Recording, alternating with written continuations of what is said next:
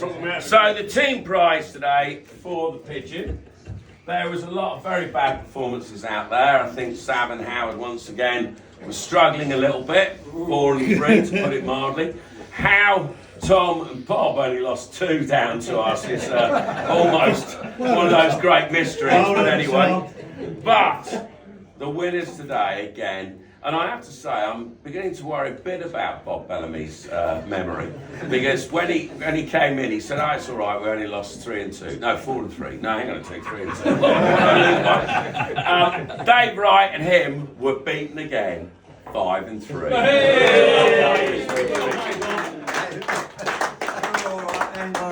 Well done, mate. So the individual Pigeon today, there were a lot of really poor performances out there. Lots of 22s, 23s, 24s. Oh, that's good. But the winner today of the individual Pigeon excelled. At the halfway hut, he had 2 points. Oh, God! And he was staring down the barrel of the worst ever score in the Friday swindle since records began. But he rallied on the back nine, and with a majestic 12 points, ended up on 14. And I have to say, my caddy, Ned, my son, we were walking along the 12 today, and you'll know straight away who it is. He was about 180 yards from the green, and he got himself, I think, his little persuader out or something like that. And I wouldn't quite call it a shank, but I wouldn't call it a kind of straight shot either, because he went scudding across the fairway, and all we could hear was, "Oh, fucking hell!" Tommy Bartlett.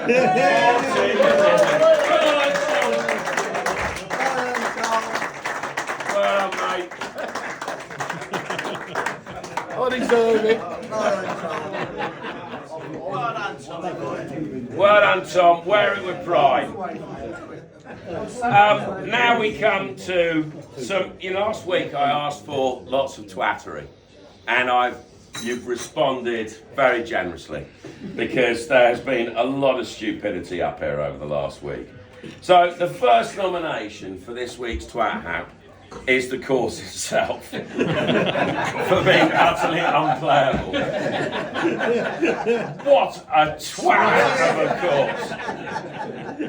The second nomination, Ian Witch, for falling over. He obviously didn't have any steak today before he started, and he was sort of zigzagging his way down the first, and after his third shot on the first, he fell over. It was a 6-iron off a sort of slightly down slope, and people playing with him said he made a dramatic roll, and then kind of as he laid on his back, he was kind of doing a little wave and everything. So he may be a golfing twat, but the British Olympic gymnastics team have been in touch. What a twat! Another nomination, and this is self-nominated, Howard Boylan.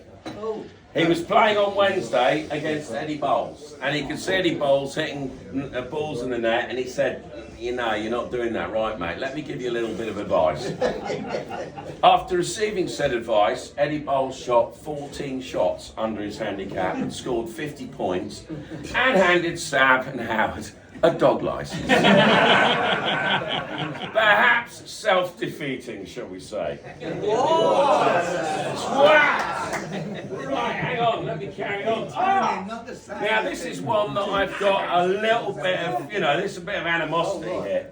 Lou Manganiello has been nominated for the Twat Hat for claiming that I've had my putter lengthened. You a cheat. When the obvious answer is Lou is a lot shorter than me. In fact, a lot shorter than me. And in fact, he's got a putter for a dwarf. I have a putter for a normal-sized adult. What a twat! You're a bit shorter than mine. Right, and now we're moving on to... we'll save that one for the end. Sorry, is Fitzy still here? No, he's gone. He is. Oh, he is. Yeah, sorry. Stop there. Yeah, no. Fitzy last week refused to play because the weather was where he thought at the time was going to be too bad. So his partner Crumble, who, you know, is a patient man, texted him and said, actually, it's quite sunny up here. And his partner Fitzy, really generous guy, said, yeah, I know. But I'm still not coming. What a swat! Hang on a sec, I think we've got one more. Ah, yes, we got one more before the really good one. So anyway, Sav, I'm sorry, mate. Yeah, Sav. You got dogged on Wednesday. Yeah. And many of us that were out on the course on Wednesday heard a rather large sort of like barking on the 16th tee. Yeah. When some people bumped into you and asked what had happened. And, you know, Howard said, yeah, we've been dogged today, and people started barking. Sav turned round to his playing partners on the 17th and said, what's the match score? What a twat! But now we come to possibly the most heinous crime of the week. Picture this. My lover is about to putt on the first. And it's a particularly difficult putt across the length of the first. Yeah. And just as he's sort of getting himself set, the new Greens Committee, as led by a regular on Friday, Mr. Richard Cole, drive up like drunks, driving sloppy, you know, all over our bloody sodden grit. It's like a pack of hyenas. Pack of hyenas.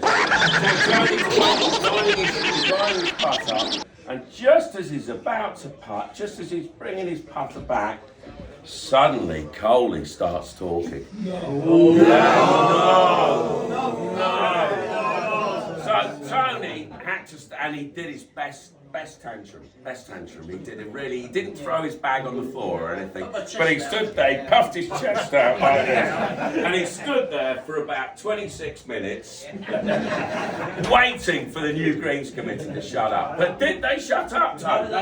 No, they didn't, and it got worse. What did you say, Todd? What did you say? I said they were a load of naughty people. And you Get didn't this. talk if he was pushing. We get to the sixth. We're on the 8th tee. If I was wrestling my change in my pocket whilst he was on the tee, we'd never really end Right. Shouted at some guests today because they spoke while he was teeing off. Well, there you go. There you go. The evidence is mounting. So, it got worse on the 8th tee. We were ready to go on the 8th tee, were we not? When the new Greens Committee rolled up and started talking. 7th, yeah. And we were trying to play in the Greens Committee, and they're all going, oh, let's put our lines here. What a load of bollocks. Right. So, I put it to you, we've had some good nominations today, but I like to put it out to the room. Coley. Hang on. I like to put it out to the room. So, I think we'll just go, Sav? No. Lou Manganiello? Coley? Yeah!